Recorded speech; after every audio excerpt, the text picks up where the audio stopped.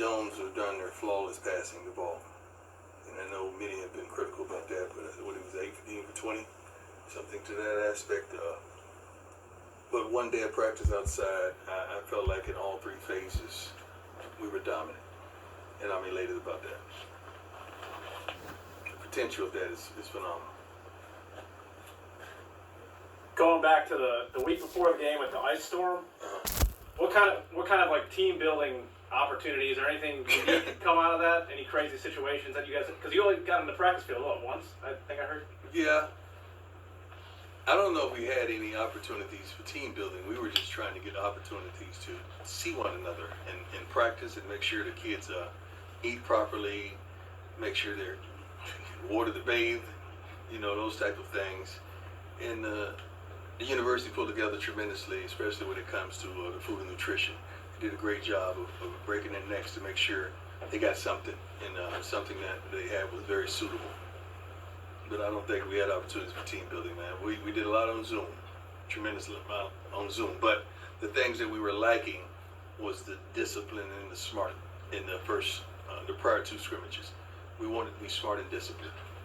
And I think we didn't have I don't know the number, but a few penalties. We played some smart football. They're very disciplined. I think you saw that, which was phenomenal. I think one bonehead punt block that we didn't even have a punt block call. So that was one bonehead play, but other than that, we were very smart and disciplined. Since you only had one practice, now that you're probably getting a full week of practice, Short week. but how much more do you think you can build and get better after a great performance? Well, we're very critical. You got to understand let me talk about the defensive side first. To throw a donut and still be critical, and to find some holes that we could fix is phenomenal. Some guys really stepped it up. They played some phenomenal football, front end as well as the linebackers in the secondary. They really did. We wish we had gotten out of there with a couple picks, but they got to the ball and they were very dominant. Offensively, we could finish. We could finish blocks. We could finish plays. We could do some things with our quarterbacks that are very unique because they're versatile. Special teams wise, it's just changing a few guys personnel wise because we have some returners that can get it done. Coach, how was it playing a game with no water in the stadium? We can tell. We can tell. I think the only time water is concerned is really during timeouts, and we took care of that. The staff took care of that, so we're fine in that aspect. Are you guys still dealing with any water issues around campus or the stadium right now? I have no idea, man. I'm so locked in right here. I don't know about what's going on outside this building and outside the walls of this team. How have your expectations or message to the team changed after week 1? Consistency. We want consistency. That's what we're after today. We want to practice with purpose and play with practice with purpose and play with passion. I'm sorry. All those P's kind of messed me up. And that's what we wanted to go out there and do today. It wasn't a great practice today, but it was good. It was really good. What's the focus for Valley?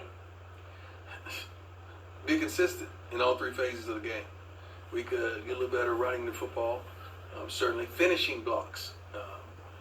Defensively, hey man, shoot, I don't know too much more. We could come out of there with a turnover, but special teams wise as well, we could just finish, score. And the kickers, I think we only missed 1 extra point, Slim Shady, but we talked about that at breakfast. We had breakfast together this morning. And he's like, Coach, I don't know how I missed that extra point. I said, I don't either. It's free. The extra point is free, really. It's an easy layup. But I love these kids, man. I really do. When you talk about team bonding, just being around one another, and thank God that we're able to eat together and dine together right here. So that's very unique. I think this is the first time the university has allowed that, and that's phenomenal that we get to stay as a family and eat, and we don't have to be amongst the multitude of students, which will open us up dealing with the pandemic. We've already went through that wave. How often do you guys get to do that? Eat together? Daily. Daily, every day? And Like breakfast, lunch? Yes, yeah, and dinner. And they're doing a great job. Like, you guys, we got to have them, we got to invite them in. What day is it? Tuesday? Wednesday? What is it? It's Tuesday. It's bad. I don't even know what it is. Tomorrow Tuesday. night is family night. Okay, we got to invite you guys to lunch or dinner one night so you can eat with the guys. And what I want from you guys, we got to have like a boot camp. I want you guys to come, if you can this week. I want you to set up your cameras, and we're going to do like a line.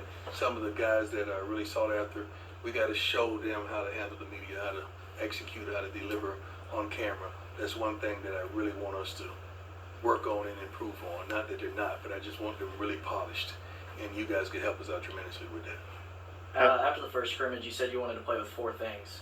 Do you think you did that in the first game? Smart, tough, fast, and disciplined. Yes. We played smart. We're tough, definitely fast. We've been tough and fast for even on all the scrimmages, but we were smart and disciplined in this particular. So we achieved all 4 components of our game. We really did. Coach, have you watched film on Valley yet? Yes. What have you seen from them? Well, I understand we watched the games from last year. They were tough, man. They like to run the ball. They're physical up front. New quarterback, I think he can spin it. I think it'll be an improvement from a year ago. Not that guy was bad. That guy performed well against us last year. But we see some things that we could do. We just got to worry about us and do what we do well. You started off with complimenting Jalen Jones. Yes. Is he still the guy? Yes. Is he like the permanent start? Like there's no wavering? He is It's the guy. always wavering. Yeah, it's always a wavering. It's in every No one's. Why is it so hot in here? God. It's hot outside. No, it's hot in here. We got this thing on a grill. But no, everyone has to prove themselves from week to week. It's always competition, and we take practice very seriously. But he's competing, and he's starting to understand what we desire from that position, as well as being the leader at that position. We're proud of him. Valley obviously has a notable alum, Jerry Rice. I don't know how close you are with him. Have you been talking to him at all? We talked. He was on my podcast a couple weeks ago. A few weeks ago, and we talked about that briefly. Any talking trash? Well, No, Jerry and I don't talk trash. But he did say that if it weren't for Jackson State, he wouldn't have gone pro. He said he put on a show against Jackson State, I believe in the Superdome or somewhere. He said he lit him up. And just so happened, the head coach at that time, it was the head coach of San Francisco, Bill Walsh. I think Bill Walsh was watching ESPN and saw that and said, give me some tape on that guy. So he attributed Jackson State to his success. So that was a little revenge. So that was a shot. Yeah. And the current Valley coach, he's a JSU alum. Has he reached out to you since you had this job or anything? No, but I hear he's a good guy. Okay. He's a good guy. Yeah. We should all have some type of relationship and some kind of mutual understanding that we're all trying to accomplish the same things that get these guys to the next level, professionally, on and off the field. So I don't get into back and forth with coaches. I don't do that. That's not our place. We're not even playing anyway. I've had my day. I'm retired, and I'm pretty sure they are too. So we're gonna leave it to the kids. Coach, in your opening statement after the game, you talked about a situation. Do you have any update on that situation? We're fine. You can't indict Jackson State or the city of Jackson over one or two fools. Everybody's dealing with some of the same issues. You just heard about it in that manner. But the city of Jackson has been good. Jackson State has been great. I love this town. I love this city. I love the connecting cities, the surrounding cities. And I love the spirit of everything. And I cannot wait till this pandemic thing ceases a little bit so we could pack that stadium, man.